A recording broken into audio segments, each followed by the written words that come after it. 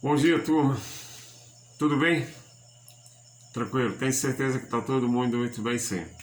Galera, vamos dar continuidade às nossas aulas. Hoje nós vamos falar sobre renascimento e humanismo, tá certo? Renascimento, por que renascimento? Porque segundo esses camaradas foi o renascer da cultura greco-romana, certo? E o humanismo nós vamos ver que é uma corrente desse pensamento renascentista que valorizava o homem e suas descobertas, né? Porque na Idade Média o homem não podia desafiar, o homem não podia questionar nada daquilo que fosse considerado criação de Deus, ou seja, aquilo que era natureza, ninguém podia discutir. E os renascentistas, eles vão questionar isso aí. Tá? Pois muito bem, cara. A partir do século XI, a Europa passou por grandes transformações que nós já vimos. Né? Áreas que eram alagadas foram drenadas para a agricultura, desmataram a floresta e fizeram grandes plantações. Tivemos ali as descobertas técnicas que melhorou, como a charrua, como a rotação de cultura. Tudo isso fez com que a produção de alimentos crescesse, né? A gente já viu isso.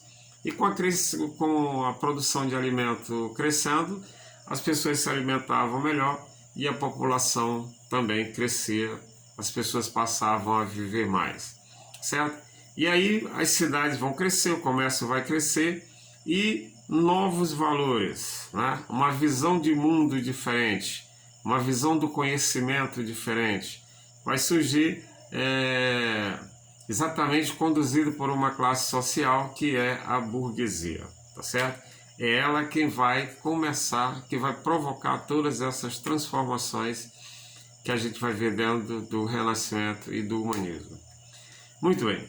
Esse renascimento, a gente pode conceituar ele como um movimento artístico, literário e científico, né, que ocorreu na Europa ali entre os séculos XIV e século XVI. Tá? Então, assim, especificamente foram as cidades italianas. Gênova, Veneza, essas cidades italianas foram as principais do Renascimento.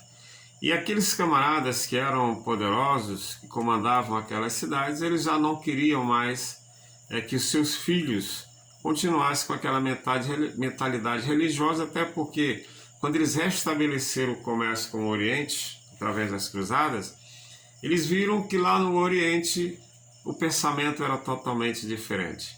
E por isso o progresso lá era bem maior do que na Europa. E aí essa burguesia, esses comerciantes, então, começaram a exigir que as universidades não formassem mais apenas padres e que o currículo dessas universidades fosse reformado, né? Onde já se trabalhava ciência independentemente da fé religiosa. Pois bem, e esse humanismo é um movimento que valorizava o ser humano e seus conhecimentos. Porque, como eu falei para vocês, a Idade Média, o homem não podia estudar, desenvolver o conhecimento dele. Já esse movimento humanista, ele valorizava o homem e os seus conhecimentos.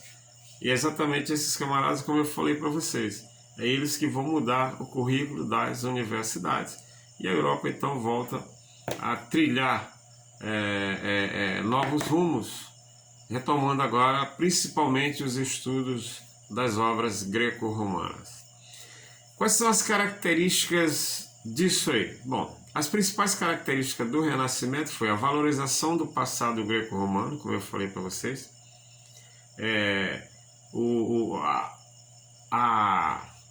a cultura greco-romana que foi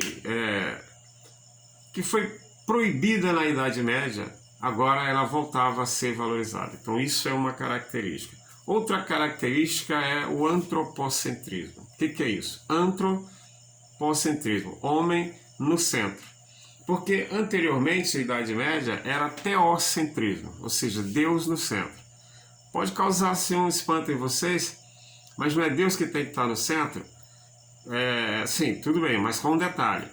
Na Idade Média, quem explicava tudo era Deus. O homem não podia explicar. Ou seja, se o homem contraísse uma doença, aquilo era um castigo de Deus. Então o homem não podia lutar contra aquilo, né? Então tudo aquilo que era um fenômeno natural, tudo aquilo que era de causa desconhecida, era atribuído a Deus e o homem não podia estudar.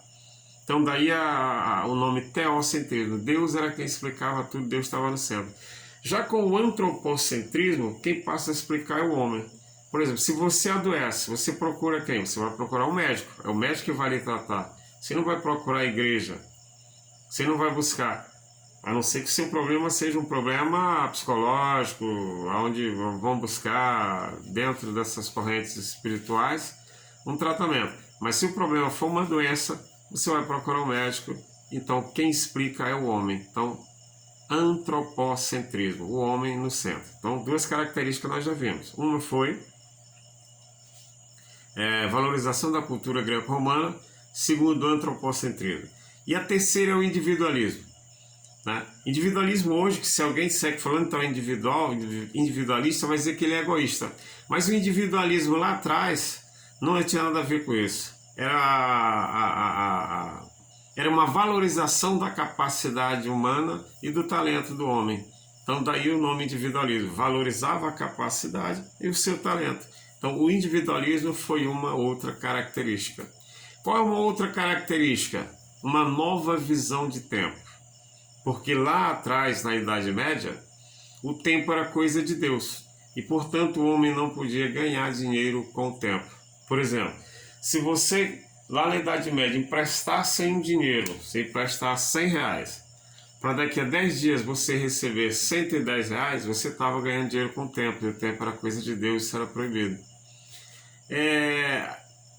A questão da riqueza também era proibida. Tem inclusive aquele ditado lá que diz que era mais fácil um camelo passar no fundo de uma agulha do que um rico no reino do céu. Mas acho que vocês já ouviram isso aí. Então, com o Renascimento, né, então essa nova visão de tempo, o tempo agora passa a ser usado pelo homem a seu favor, inclusive para enriquecer, normalmente sem nenhum problema. Então isso foi uma essas são as características: valorização do passado greco-romano, antropocentrismo, individualismo e uma nova visão de tempo. 4 características que nós estudamos agora.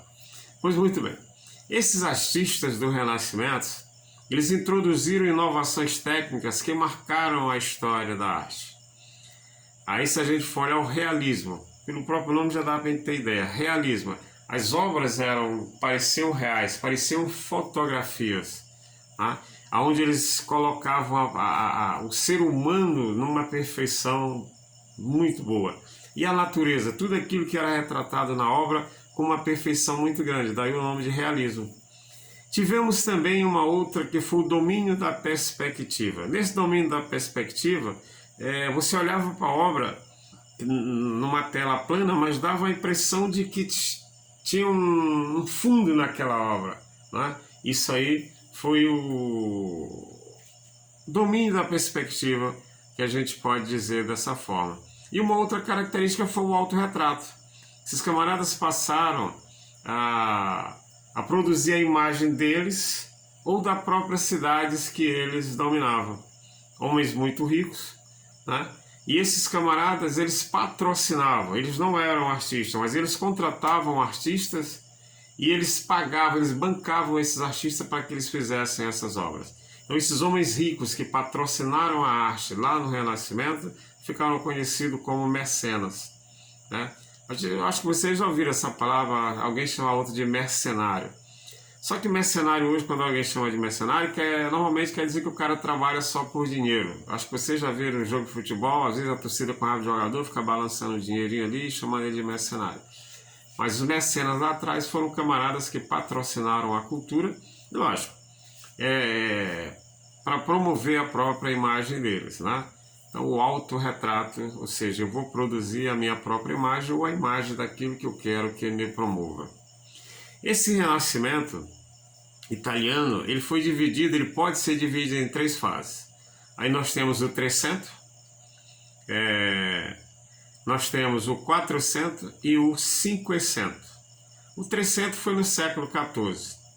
o 400 no século XV e o 500 no século XVI. Tá certo, galera?